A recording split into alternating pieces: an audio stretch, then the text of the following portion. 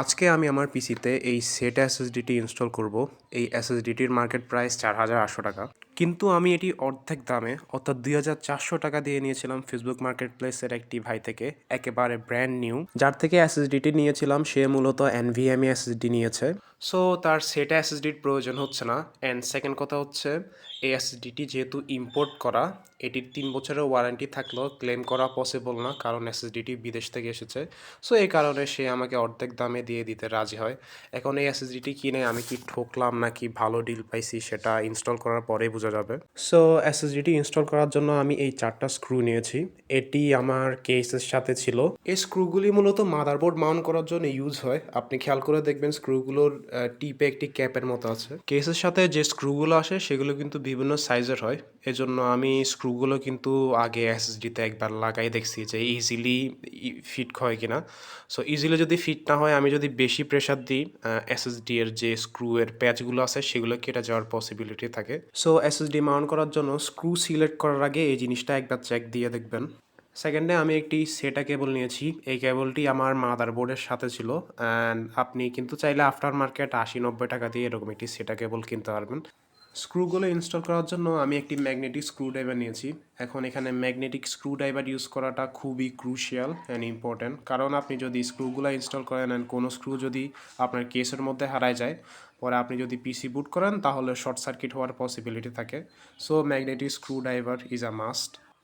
So আমি আমার কম্পিউটারের যে গ্লাস প্যানেলটা আছে সেটা আমি খুলে আমার বিছানার উপর রেখে দিয়েছি যাতে অ্যাক্সিডেন্টালি না ভেঙে ফেলি। অ্যান্ড আমার যে কম্পিউটারের ব্যাক পার্ট আছে ওইটা খুলে রাখছি। আগের ভিডিওতে আমি দেখাতে পারি না ক্লিয়ারলি। এটা হচ্ছে আমার সয়ো B550 মাদারবোর্ড। এটি আমি হচ্ছে আলি এক্সপ্রেস থেকে অর্ডার দিয়েছিলাম। ৬,৫০০ টাকা পড়েছিল, ডেলিভারি চার্জ ফ্রি।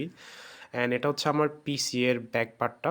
কেবল ম্যানেজমেন্টের অবস্থা খুবই বাজে। আমি কোনো রকম জাস্ট কেবলগুলো হচ্ছে টাই দিয়ে হচ্ছে কেসের সাথে আটকাই রাখছি।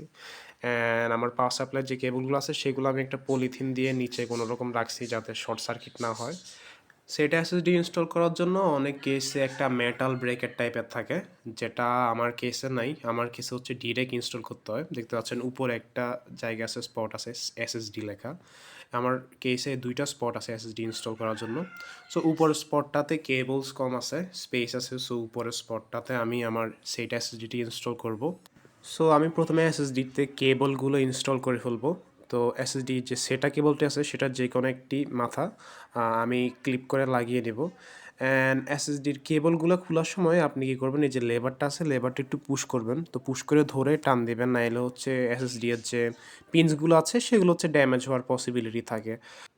এটি হচ্ছে আমার পাওয়ার সাপ্লাইয়ের সেটা পাওয়ার কেবল। এই কেবলটিও আমি আমার সেট এসএসডিতে ইনস্টল করে নেব। এটি হচ্ছে মূলত পাওয়ার সাপ্লাই থেকে সেট এসএসডিতে পাওয়ার দেয়। কেবলস লাগানো শেষ, এখন আমি এসএসডিটি আমার কেসে মাউন্ট করব। সো কেসে মাউন্ট করার জন্য এসএসডি এর যে স্ক্রু হোলগুলো আছে সেগুলো আমার কেসের স্ক্রু হোলগুলোর সাথে অ্যালাইন করে ধরতে হবে।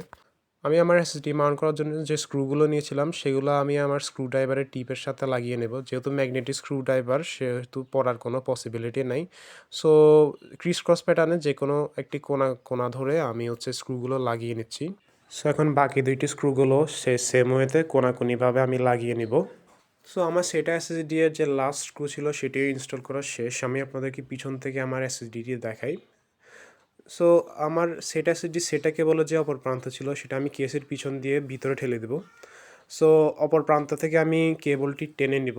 তো আমার মাদারবোর্ডে অনেকগুলো সেটা পোর্ট আছে। তো সেটা পোর্টগুলো যে কোনো একটিতে আমি আমার কেবলটি লাগিয়ে নেব।